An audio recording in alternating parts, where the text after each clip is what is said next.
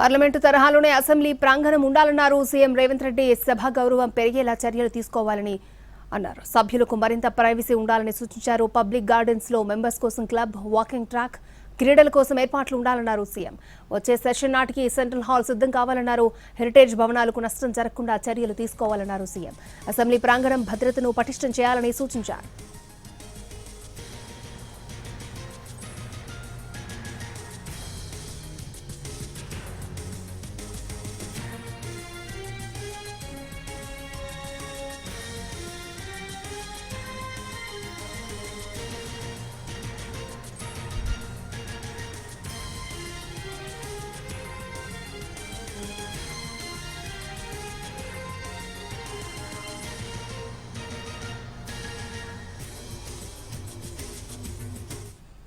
Parliament తరహాలోనే assembly ప్రాంగణం ఉండాలన్నారు సీఎం రేవంత్ రెడ్డి. సభ గౌరవం పెరిగేలా చర్యలు తీసుకోవాలని చెప్పారు. రైట్, ఇదే అంశానికి సంబంధించి మరిన్ని అప్డేట్స్ మా ప్రతినిధి చారి మనకు అందిస్తారు. చారి, అసెంబ్లీలో కొద్దిసేపటి క్రితం అసెంబ్లీ అధికారులు, స్పీకర్, మండలి చైర్మన్ వీళ్ళందరితో కలిసి సీఎం రేవంత్ రెడ్డి సమీక్షా సమావేశాన్ని నిర్వహించారు. ఈ సమావేశంలో అసెంబ్లీ పరిసర ప్రాంతాలు అలాగే అసెంబ్లీలోకి కౌన్సిల్ కూడా వచ్చినటువంటి నేపథ్యంలో సభ్యులకు ఎలాంటి ఇబ్బంది జరగకుండా ఒక సెంట్రల్ హాల్ లాంటిది ఏర్పాటు చేయాలనేటువంటి ఆలోచనతో సీఎం రేవంత్ రెడ్డి ఉన్నారు.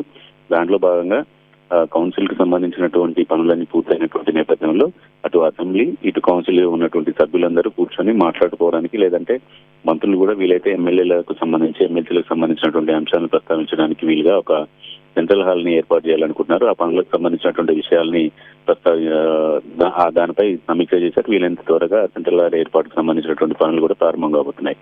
మిగతా అసెంబ్లీకి సంబంధించినటువంటి సెక్యూరిటీ విషయాలను కూడా పెంచాలి అని సీఎం సూచించారు.